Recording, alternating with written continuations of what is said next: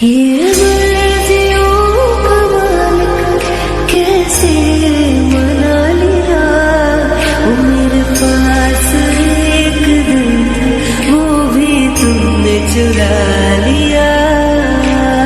एक लड़का और एक लड़की की ये कहानी है नहीं, दो लफ्जों